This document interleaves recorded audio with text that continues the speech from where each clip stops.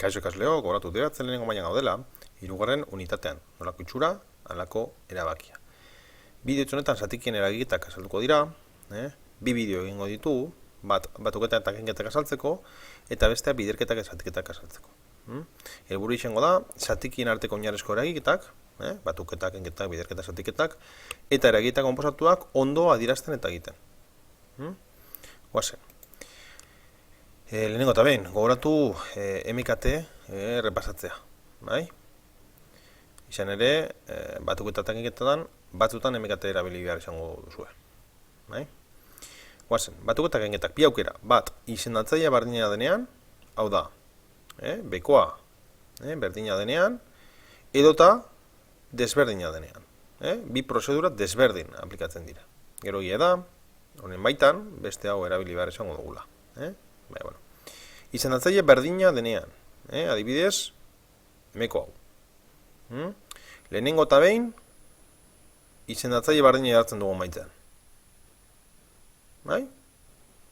Eta gero, batuketa hori aplikatzen dugu. Baina, zenbakitzaileekin soilik.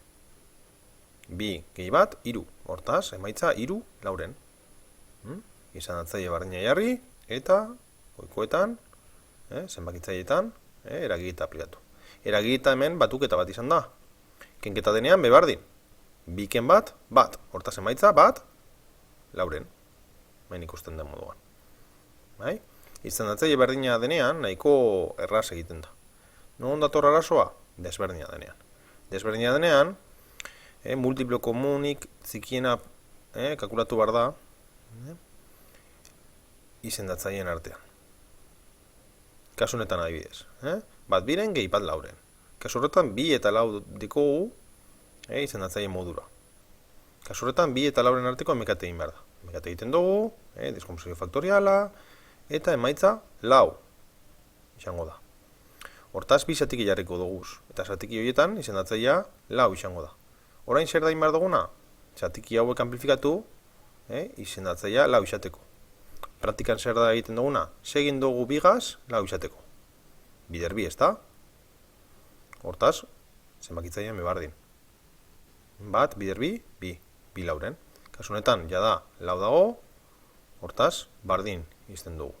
2 lauren, gehi bat lauren. Eta orain, izendatzailea bardina denez, lehen egin dugun modura. 2 gehi bat, 3 lauren emaitza. Kenketetan ere, bardin. MKT egiten dugu, lau, segin dugu bigaz 4 izateko, bider 2, hortaz goikoa be, bider 2, 2 lauren, ken bat lauren. Eta orain, biken bat, lauren, lehen egin dugun moduan.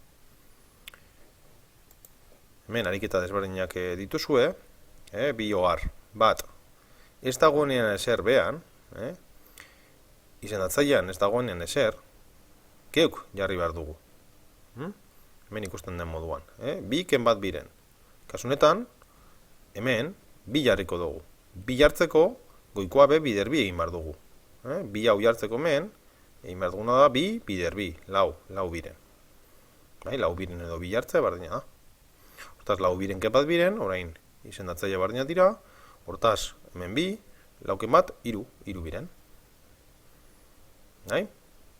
Kontuz, Eta gero bestea da, orain arte behintzat, 2 zatiki bakarrik egon dira, 3 zatiki agertzen badira, modu berdinen egiten da. MKT egiten da, 4, 3 eta 2 arteko MKT egiten da, kasu honetan 12 moten du, eta gero, zein dugu 4az 12 izateko, bider 3, goikoa be, bider 3.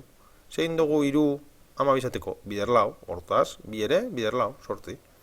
Zein dugu bigaz 12 izateko, bider 6, goikoa be, bat, bider 6.